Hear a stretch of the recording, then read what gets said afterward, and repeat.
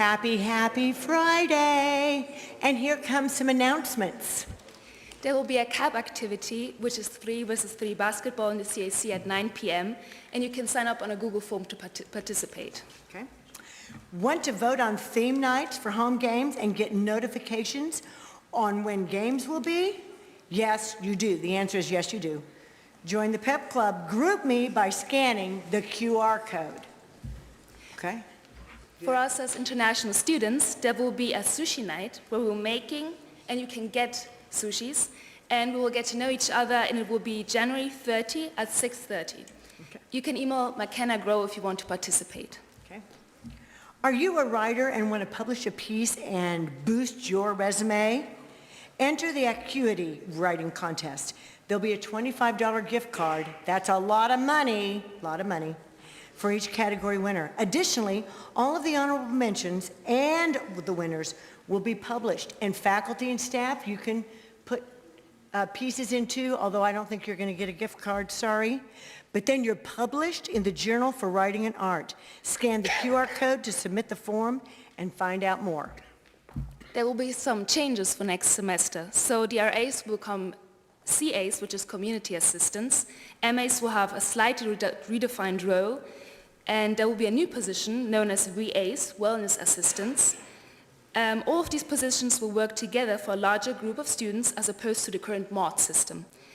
To be considered for any of these positions for next semester, you will need to attend one of our info nights, which will be either January 31st or February 1st at 9 p.m. in K 160. If you attend, you get 5 CE points. Yeah, and I'll be there too, so there you go, 9 p.m.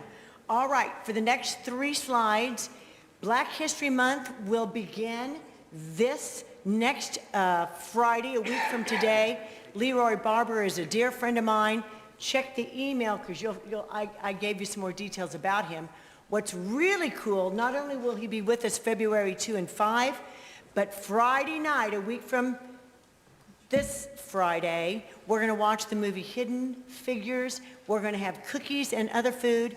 15 CE points for attending and learning about the scientific achievements of some of our greatest African-American scientists.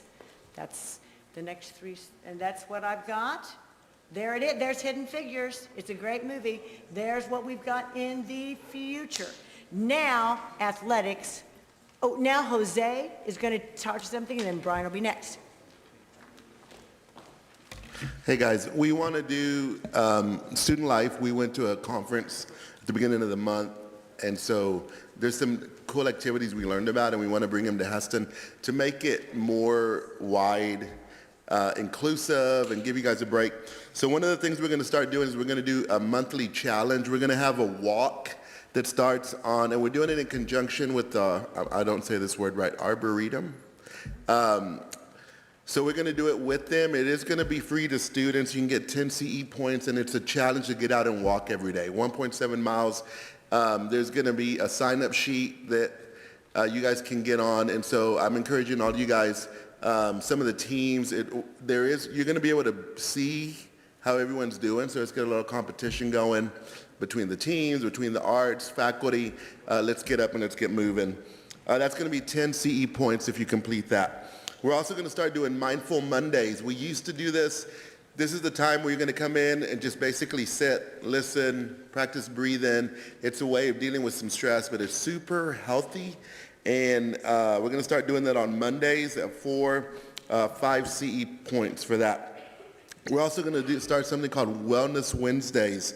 Twice a month, we're going to do something fun for 30 minutes. In February, we're going to do line dancing. We've got a couple of students who love to do line dancing.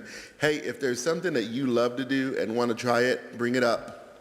If you like to do cumbias, let's do cumbias. Maybe that will introduce, some of you guys know what cumbias are. It's a dance. I know Michael Smalley's wanting interpretive dance classes, so if you know Michael, he do it not. I'm just kidding. But we're going to do, so we're looking line dancing, we're looking yoga in March, and then our new RD is certified in self-defense. He's also a swing dancer, so if you guys, let's just get moving and have fun. And that is going to be 3 points. And then I'm going to start a small group. We're going to call it a closed group. every month. It's going to be about 3 weeks. It's not going to be long, but I am asking for people to commit, and we're going to work on a specific topic. And this is not just for students, but it's also for faculty. Next week, we're going to work on growth mindset.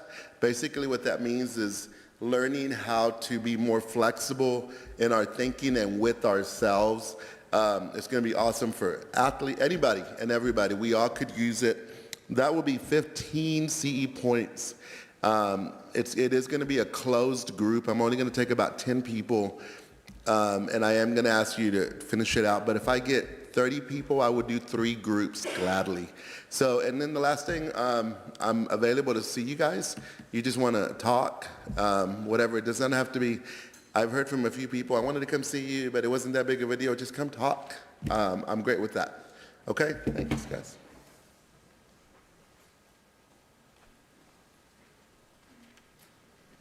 There are a couple of athletic events this weekend. You should know that it's a baseball prospective visit weekend. There'll be about 35 prospective baseball players on campus.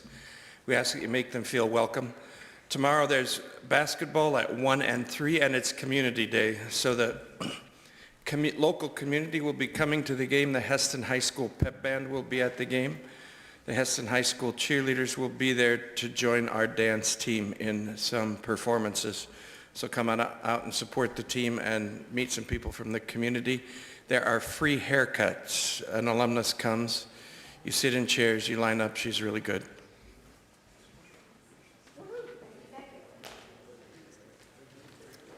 We're going to go ahead and bless the track team, and then I'll introduce our speaker, and we'll do cards.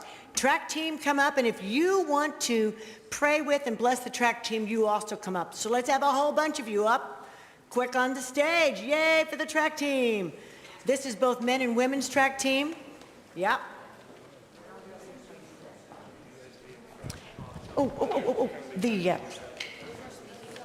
I need these. Is there another one? Okay, Gabriel, you're one. Nick, you're one. There you go. All right, here we go. Yes, come up, come up, come up. I love this. Come on up. We're going to do this. Yes, yes, yes. We are blessing our track team. They are fast. They jump a long way. They throw. It's all good. All right, here we go. You, Lord, were anointed by the Spirit, called to be blessed and called to be a blessing.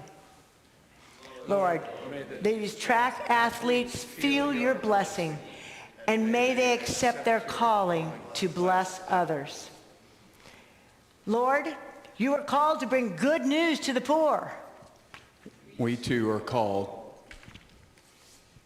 Father, when our athletes feel discouraged, we pray that you would bring them hope and a renewed spirit. Mm-hmm. You are called, Lord, to proclaim release to the captives. We too are called. Release these athletes to do their very best, to jump, throw, run, to encourage each other to feel that freedom. Mm-hmm. You are called, Lord, to bring sight to the blind. We too are called. Nick? Help our team truly see the value in each player on our teams and help us honor and give dignity to the teams we run against. Mm-hmm. You are called, Lord, to let the oppressed go free. We too are called. When we're stressed out and facing injuries, set us free. Bring your healing touch. Mm-hmm. All students, you are called, Lord, to proclaim the year of the Lord's favor. May your favor rest on the track team and help them extend your favor as they compete. May they feel how proud you are of them every minute of the season. Amen. Give them a big hand. Woo, we love you, track team. May you be blessed. Praying for you. Yeah. Oh, just turn these up. All right.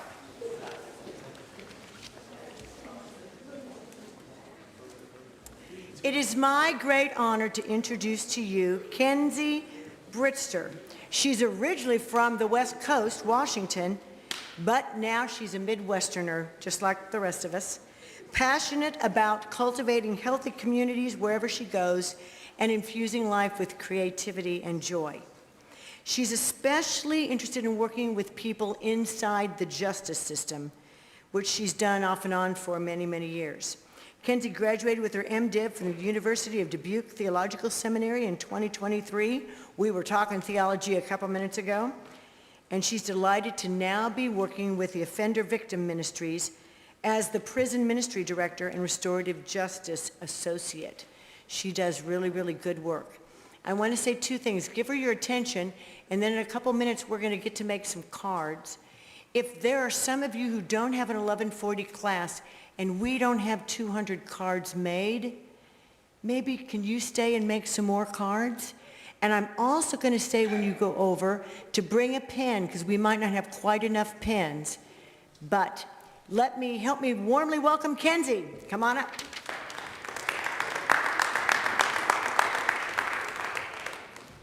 Good morning. I am very glad to be with you this morning. As Michelle said, I am the Prison Ministry Director at OVM, based in Newton, Kansas. And we visit men who are incarcerated at Hutchinson Correctional Facility. And I only have a couple minutes, so I'm going to try to abbreviate this as much as possible. But I want you to imagine you're in your dorm room, or someone else's dorm room if you don't currently live in the dorms, and try to give you a tiny glimpse of what it might be like to be in prison. So instead, there is a lock on your door, but you can't lock it from the inside. It only gets locked or unlocked from the outside. That lock is not to keep you or your belongings safe, but to keep you inside. That's one major difference. One, you don't have normal walls, you have bars, which means you have no privacy. Your clothes are not your own, they're issued to you by the state, and they look like everyone else's. And significantly, contact with the outside world is difficult and often expensive. You can get letters in the mail, but you don't get the physical letter. You don't get to touch that paper that your mom wrote on. They're going to read it, and then they're going to scan it so you can get it electronically because they're trying to control contraband coming inside the prison. And you can get emails, you can get texts, but it's very limited and it's all monitored. And sometimes on those email systems that are run that are specifically for prisons, the messages disappear after 30 days, which means you have no record of the correspondence you had with your loved one. Phone calls happen, but they're expensive. Visits can happen, but if your family lives far away and doesn't have resources, you might not see them for years. And that's assuming that you have a good relationship with your family. It can be lonely and isolating to be in prison. And there's a lot of reasons that people end up incarcerated.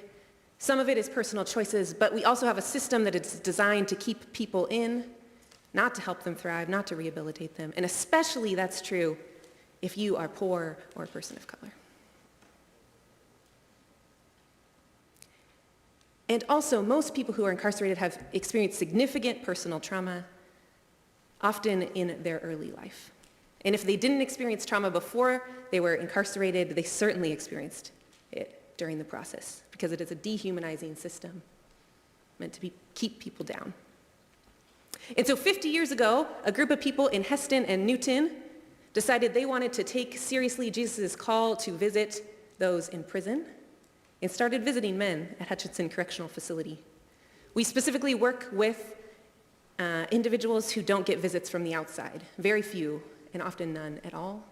And people meet one-on-one, they get matched with an inmate, volunteers from the outside, just for conversation. And people talk about everything from, they study the Bible together, they play Scrabble, they talk about sports or cars or what's going on in their lives. And I have a couple quotes to read you from inmates who participate in our program.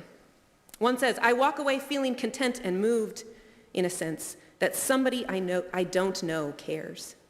In a place of turmoil and discontent, it goes a long way." And another says, "The volunteers I've met have all been extraordinarily unique and special.